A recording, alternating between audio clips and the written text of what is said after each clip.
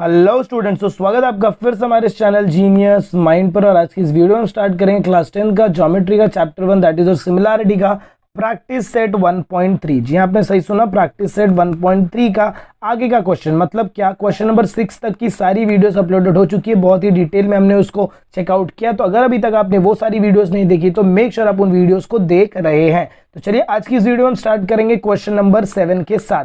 Question number 6 तक का जो क्वेश्चन था that is mostly majorly question number 5 और 6 ये ट्रेपेजियम के ऊपर था। और जो आपका क्वेश्चन नंबर 7 है, ये जो क्वेश्चन नंबर 7 है that is based on the parallelogram. ये किसके ऊपर बेस्ड है भाई? तो पैरेललोग्राम के ऊपर बेस्ड है। तो चलिए चेकआउट करते हैं क्वेश्चन नंबर 7 के साथ। चलिए, तो जब हम क्वेश्चन नंबर 7 उठाएंगे तो यहाँ पर क्वेश्चन में क्या बोला? देखो भाई, it is a parallelogram. Parallelogram इसीलिए बोला क्योंकि इसमें आपको साइड्स क्या मिलेंगे भाई? तो साइड्स मिलेंगे पैरेलल, साइड्स मिलेंगे पैरेलल। और पैरेलल रहेगा तो आप क्या लगा सकते हैं? Alternate angle. इसके लिए सारा का सारा झोल है।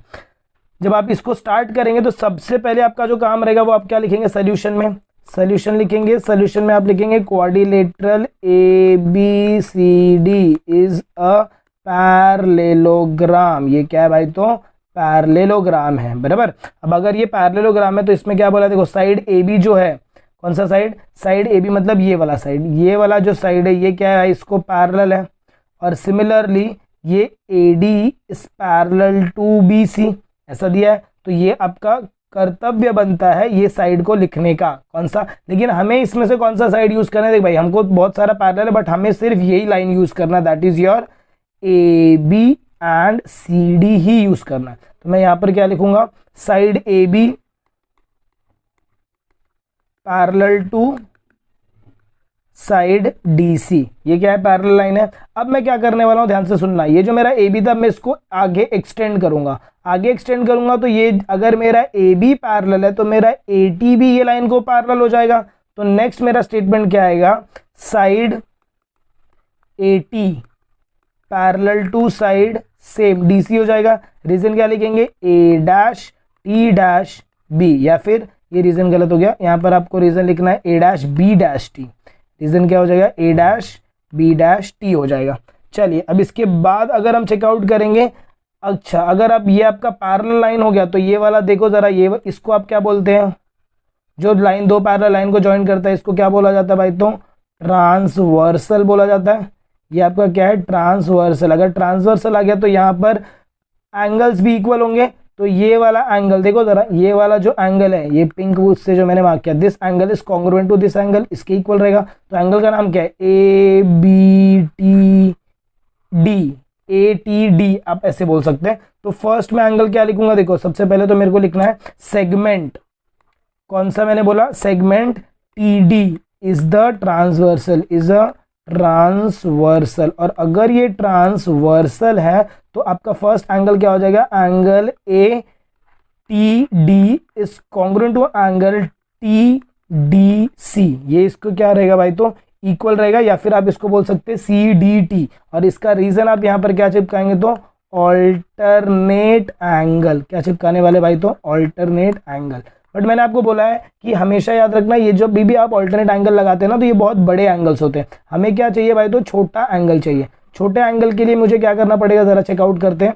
छोटा एंगल के लिए देख भाई, मैं यहां से ये पूरा एंगल जा रहा था मेरा, बट मैं ये पूरा एंगल नहीं लेने वाला हूं। मेरे को ट्रायंगल पे ध्यान देना है। ट्रायंगल मेरा कौन सा बनने वाला? तो ये ट्रायंगल बनने वाला है। तो मतलब मेरे को सिर्फ इतने एंगल का काम है। और यहाँ पर ये ट्रायंगल बनने वाला है, ये जो रेड कलर का दिख रहा है। तो ये AB को मेरे को हटाना पड़ेगा। AB को हटाऊंगा तो मेरा एंगल का नाम क्या हो जाएगा भाई? तो BTE हो जाएगा। तो फिर मैं ATD को कैसे चेंज करूंगा? I will change it as, यहाँ पर लिखूंगा मैं BTE is congruent to angle. ये TDC बोला तो ये कहां से कहां तक रहेगा? TDC बोलेंगे तो ये TDC, ये पूरा देखो ऐसा जा रहा है T से D। तो इसको मेरे को ये वाले पार्ट नहीं चाहिए, ये नहीं चाहिए। तो मैं कहां से चालू करूंगा? EDC से चालू करूंगा। तो यहाँ पर मैं क्या लिखने वाला हूँ? EDC लिखूंगा। और इधर मैं रीजन क्या लिखूंगा? रीजन आप चिपकाओगे A''B''T। और उसके बाद आप जो सेकेंड रीजन लिखोगे वो होगा आपका T''E''D हो जाएगा। आई होप आपको ये समझ में आया क्या झोल हमने किया है। हम वापस मैं आपको एक बार ये झोल समझा दूं कि देख भाई, हमें कौन सा एंगल चाहिए? हमने जो कंसिडर किया वो पूरा एंगल किया है। यहां से मैं T तक गया, T से वापिस मैं कहां तक गया? तो भाई यहाँ तक गया, बट मुझे सिर्फ कितने एंगल चाहिए, मुझे सिर्फ कौन सा एंगल चाहिए, मुझे सिर्फ ये एंगल चाहिए। देखो मैं यहाँ से स्टार्ट करूँगा और सिर्फ यहाँ तक जाऊँगा, बराबर। ये वाले एंगल का ही गेम चल रहा है जो मैंने रेड मार्किंग किया है, तो इसका नाम क्या है, BTE है। इसीलिए मैंने ये एंगल को इधर क्या लिखा है, 80D को कन्वर्ट किया किसमें, तो BTE में। और रीजन क्या लिखा है, A', B', और एक C', E' भी लिखेंगे। और इसमें ये जो ऊपर वाला लाइन है इसको कैंसिल किया और यहाँ से इसको कैंसिल आउट किया। सिमिलरली आपका सेकंड भी था, EDC के लिए भी सेम आप पैटर्न लिखोगे। सिमिलरली आपका सेकंड भी था, EDC के लिए भी आपको सेम पैटर्न लिखना है। अब आपको क्या करना है, इसको पुटअप करना है इक्वेशन नंबर 1। अब हम चलेंगे दो ट्रायंगल, मैंने जो दो ट्रायंगल आपको बताया कि हाँ ये दो ट्रायंगल हम कंसिडर करने वाले हैं। तो कौन से दो ट्रायंगल कंसिडर करने वाले, वापस एक बार देख लो। सबसे पहला तो ये triangle, that is your BTE, and the second triangle will be DCE। ये दो ट्रायंगल को कंसिडर करेंगे। तो मैं क्या लिखूंगा, देखो, इन ट्रायंगल का नाम हम क्या देंगे, BTE देंगे। एंड ट्रायंगल सेकेंड नाम क्या हो जाएगा, CDE। देख भाई 1 to 1 करस्पॉन्डेंस यहाँ पर याद रखना है। BTE बोला तो B इधर है, फिर T इधर है, फिर E इधर है। मतलब हम कैसे जा रहे हैं, तो ऐसे जा रहे हैं, B से T गए, T से E गए, और ये मेरा एंगल बन गया। अब ये जो B है ये किसके इक्वल है, ये C के इक्वल है।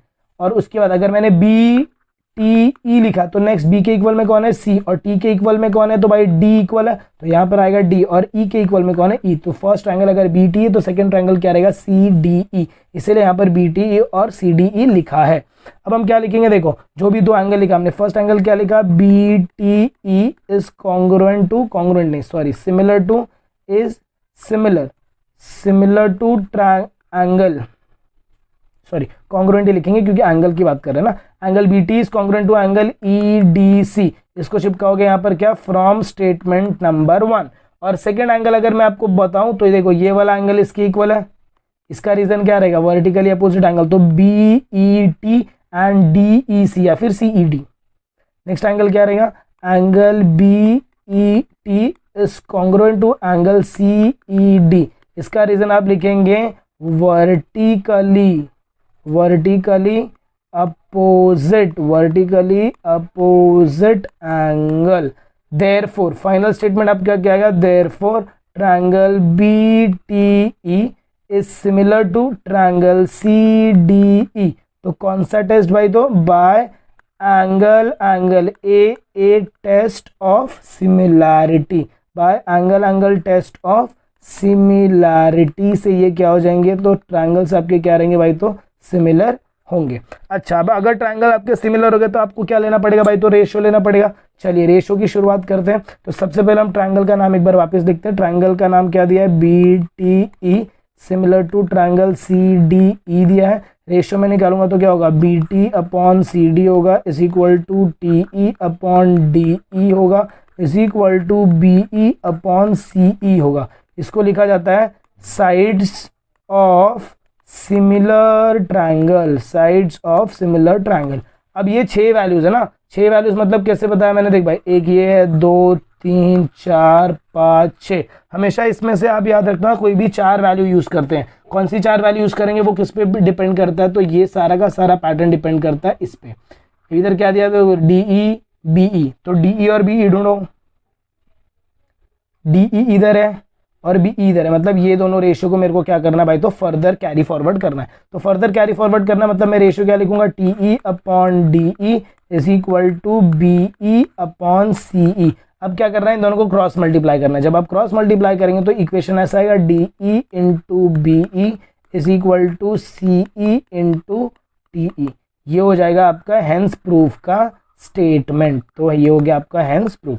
तो आई होप आपको ये क्वेश्चन समझ में आ रहेगा। थोड़ा सा कंफ्यूजिंग है, मुझे भी समझ में आता है क्योंकि ये स्टार्टिंग के पैटर्न इसके कंफ्यूजिंग है जो हमने ये एंगल का झोल किया है, बट इसके बाद ये क्वेश्चन सिंपल है। तो जो भी ये पार्ट है इसको आप जरा ज्यादा प्रैक्टिस करिए तो क्वेश्चन आपके लिए सिंपल हो जाएगा। Let's move on to the next question, that is our question number 8 की तरफ। चलिए क्वेश्चन नंबर 8 की तरफ मूव ऑन करते हैं। तो इसमें आपको सीधा सीधा सामने सामने बोला कि देख भाई, segment AC and segment BD intersect each other in point P, और आपको ये रेशियो दिया, आपको सिमिलर प्रूव करना है। रेशियो मतलब क्या बोला, देख भाई, AP अपॉन CP है एंड PB अपॉन DP है। ये आपको वैल्यू दिया हुआ है। अगर मैं चेक करूं तो ये एंगल इसके इक्वल हो जाएगा, वर्टिकली अपोजिट एंगल। तो अब मैं यहाँ पर गिवन में इसका प्रूफ देखो कैसे लिखने वाला हूँ। प्रूफ जब आप स्टार्ट करोगे तो सबसे पहले आपको क्या लिखना है भाई, तो आपको लिखना है इन ट्रायंगल, कौन सा ट्रायंगल, ए बी पी। अगर मैं triangle A B P consider कर रहा हूँ, कौन सा ट्रायंगल बोला भाई, तो ए से मैं किधर गया, बी गया, फिर बी से मैं पी गया। फिर जब मैं सेकेंड ट्रायंगल लिखूंगा तो उसमें ए किसके इक्वल है, सी के इक्वल है, तो सी से मैं डी जाऊंगा, फिर डी से मैं पी जाऊंगा। आई होप आपको समझा मैंने क्या बोला। या फिर छोड़ो, हम कैसे लिखते हैं, ए पी बी लिखते हैं, यहां से यहां गए, फिर यहां से यहां गए, तो मेरा ट्रायंगल का नाम क्या हो गया, A P B and triangle. अब ए के सामने कौन है, सी, तो सी से पी जाऊंगा, फिर पी से डी जाऊंगा, तो सेकंड ट्रायंगल क्या होगा, सी पी डी, बराबर। फिर आप क्या लिखेंगे, आपको रेशियो गिवन है, कौन सा रेशियो गिवन है, तो भाई A P upon C P is equal to B P upon D P. Reason लिख दो, गिवन। अब कौन सा दो एंगल कॉन्ग्रुएंट है, तो ये वाला एंगल इसके कॉन्ग्रुएंट है, तो angle A P B is congruent to angle D C P. तो यहाँ पर क्या लिखोगे, angle A P B is congruent to angle C P D. इसका रीजन क्या आएगा, तो भाई वर्टिकली अपोजिट एंगल, वीओए का मतलब है वर्टिकली अपोजिट एंगल। अब ध्यान से देखो, अगर एक साइड और दो साइड है और एक एंगल, तो ये साइड हो गया, ये एंगल हो गया, ये साइड, मतलब the triangles are similar by which test, तो SAS टेस्ट ऑफ सिमिलरिटी। फिर आप क्या लिखेंगे further, therefore triangle A B P similar to triangle C D P. Reason क्या आएगा, by SAS test of similarity, by SAS test of similarity से ये क्या है भाई, तो सिमिलर है। बस ये क्वेश्चन में इतना ही था, ज्यादा कुछ था नहीं, तो आई होप आपको ये भी समझ में आ रहेगा। Let's move on to the next question, that is our question number 9 की तरफ। चलिए, जब हम क्वेश्चन नंबर 9 की बात करेंगे तो सबसे पहले भाई तो इसमें डिसाइड करना है कि हमें ट्रायंगल कौन सा देखना है। तो यहाँ पर देखो सी ए स्क्वायर दिया, इसको जरा मैं तोड़ता हूँ, तो ये होगा C A into C A is equal to C B into C D. अब जरा मार्क करो, सी ए किधर है, इधर 2 बार आ रहा है, फिर उसके बाद सी बी किधर है, इधर आ रहा है, फिर सी डी किधर है, इधर आ रहा है। मतलब क्या होगा, देख भाई, सबसे फर्स्ट जो मेरा ट्रायंगल बनने वाला है वो मेरा कौन सा ट्रायंगल बनेगा, तो वो बनेगा ए बी सी ट्रायंगल बनेगा, ये पूरा बड़ा वाला ट्रायंगल बनेगा। मतलब फर्स्ट ट्रायंगल मेरा कौन सा बनेगा, ट्रायंगल ए बी सी।